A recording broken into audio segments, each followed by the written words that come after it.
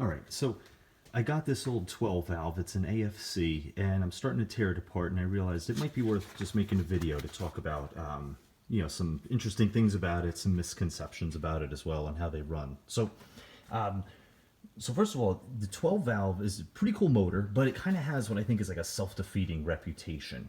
So a lot of people know that it's simple, as you can see, single overhead cam design, and that it's reliable, which is true. But then a lot of people also say that these motors are, slow, and that they're leaky, and that they're also untunable. So if if you own this and you've heard these things, then I completely, understand, if you can't modify it, the thing is reliable, it's leaky and whatnot. Why would you bother really doing anything other than, just changing the oil, changing the air filter, and just kind of running it, right? But I wanted to show that there's actually a lot of things that you can do with this motor to get it running in much better condition. And you may actually even be impressed with how it performs when you get it, really running well. So the first thing to do is you want to catch up on the maintenance, right? And I'm not really going to get around to the front side of this because it's in the back of a car right now. But doing things like the timing belts, water pump, the pulleys, catching up on that maintenance there, like the serpentine belt. That's all really important because that's the critical stuff, right? Those are the things that you really don't want or you can't afford to go wrong. Flushing the radiator, making sure you're running the proper coolant. Also taking care of that oil cooler O-ring. It's located down over here. You want to make sure you change that out as well, right? Because if that fails and they get pretty old and brittle, that's not good. So you get all that critical stuff out of the way. Now the other thing you want to do is you really want to make sure that you're running premium fuel in these. This engine has two knock sensors on it. And so everything I've read about this is that the ECU is really fast to pull ignition timing if it senses any sort of knock. And if you've got something like sticky lifters that are clicking, or if you're running non-premium fuel and it starts to detect knock, it's really going to pull back that ignition timing, make it run poorly. And from what I've read, the ECU, it can pull the timing, but it's really hesitant to put it back. And it also doesn't really have the ability to advance timing aggressively. So, you're really not doing any favors there if you're not running premium fuel, or if the engine's noisy.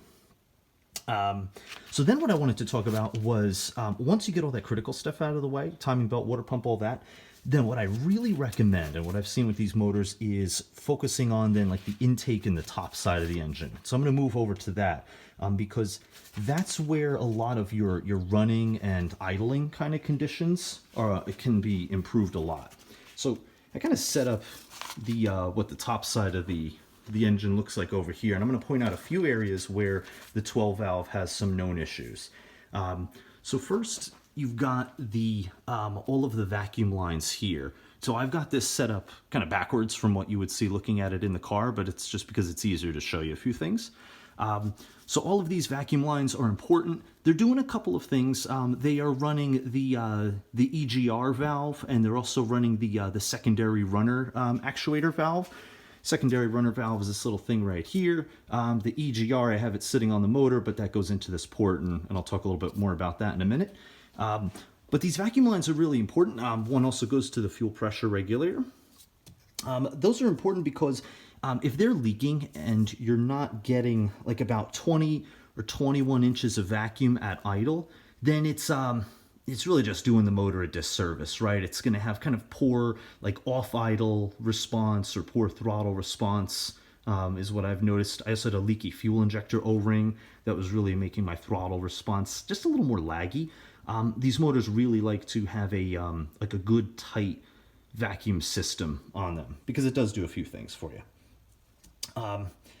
The other recommendation that I have, or the other area of trouble with these, is really take a good look at the PCV system. Before I move on, the vacuum system, one area where it likes to leak is this, where this connection is to the vacuum reservoir ball, which is actually located up on the front of the motor, kind of underneath the ignition coils. So then moving on to the PCV system.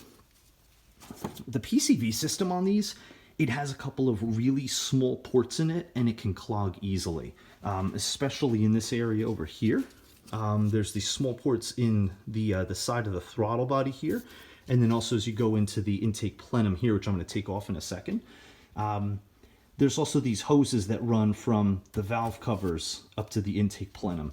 They're kind of a thin gauge corrugated plastic. They can, you can hear them, they can crack easily. And they're not really super flexible. So I'm going to take this off for a second. And I'll just show you. This is the inside of the plenum there. And the PCV system actually, this little flappers part of it, this vacuum hose here is part of the PCV system to draw the air or create a little bit of a negative pressure on the system to draw in those fumes. This is all really important because this stuff clogs up really easily. And the problem is that when the PCV system clogs, I've heard that if when it gets clogged up, as little as about a half a PSI of crankcase pressure can start to push oil past the seals. So things like the crankshaft seal or things like the valve cover seals, which then kind of leads to that reputation of it being a leaky motor when it starts leaking oil all over the place out of those like those little corners or the end caps on the cams. So cleaning out the PCV system is important. I'll show you one example. Not really great view in here, but inside the PCV breather pipes on the valve covers, those get all sludgy and milky. And then also these are the old aluminum covers, but these mesh screens here, they also get really clogged up. So on the plastic covers, you can actually take these off and you can clean out the mesh pretty easily. Oven cleaner works really good on the mesh itself. On the aluminum covers, it's a little bit harder to clean them. Some people do modify it where you can drill these out and then you can take this apart and then you have to tap them and then screw them back in. But yeah, when this gets clogged up, it creates some crankcase pressure and then that gets, you know, that reputation for these things being leaky. So cleaning out the PCV system is really important.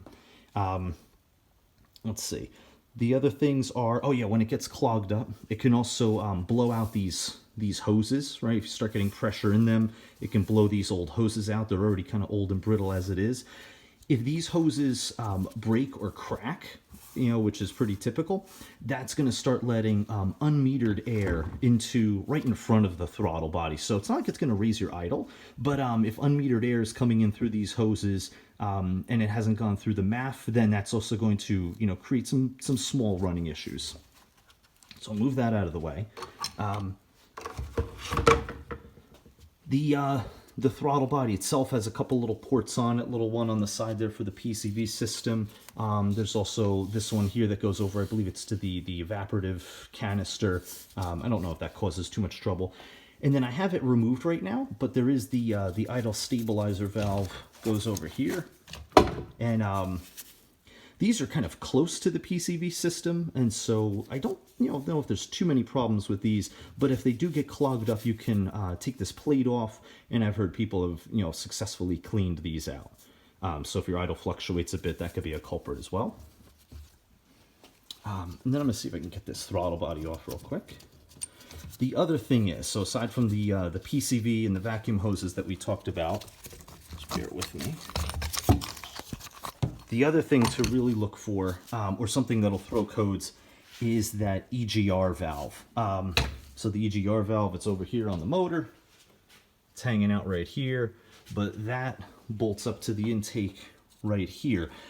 What happens a lot with the EGR is there is this little port right in here. Let me get my light.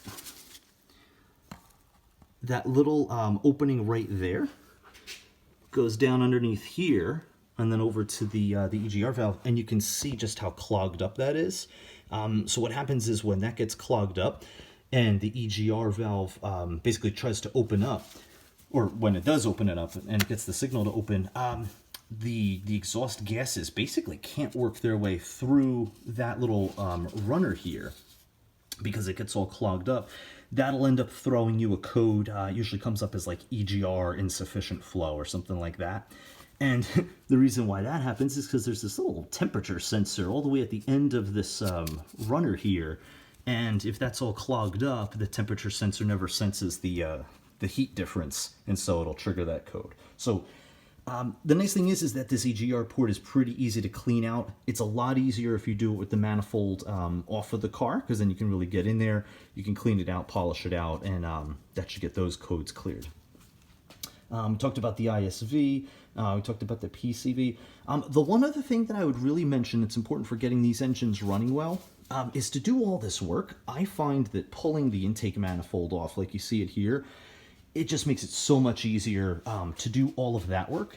But then also, something that's really useful with pulling the intake off, I've actually cleaned this up a lot already, but if you ever pull your intake off, you'll see that there's a lot of times there'll be a nest here in the valley pan area. It gets really nasty. I don't know if like squirrels or mice just like to get in there, but there'll be all sorts of junk in there. This valley pan cover also is pretty notorious for warping a little bit. And then if you don't kind of flatten it out and sand it flat, when you put it back on with a new gasket, it'll still leak, and it just makes this whole valley area a mess. And then the one last thing, or maybe two things I would mention, is by taking off the intake manifold, you can also inspect your knock sensors. Just make sure that they're in good condition, that they haven't cracked, that they're in good shape. And then also, I've actually cleaned these out a bit, but these spark plug wells are disgusting. And they are extremely hard to get to with the intake manifold in place. But you could just imagine if you went to go change your spark plugs, and again, I actually cleaned these already, and they're still pretty nasty. But if you went to go change your spark plugs, and you had the intake on, and you didn't get out there and clean those out first, you are definitely getting a bunch of debris and junk into those spark plug wells. It's going to fall into the cylinder. So yeah, I mean, with that said, those are probably the main areas that I've seen where they're neglected, but cleaning them up and just getting everything kind of cleaned out will really do a lot for making the 12 valve run a lot better. It just improves your throttle response, gets rid of a lot of those codes that'll get thrown. And then, yeah, just it runs better, smoother, and stronger, and you might even be impressed. So, yep. That's it. If you have any questions, just leave them in the comments and I'll do my best to reply. Thanks.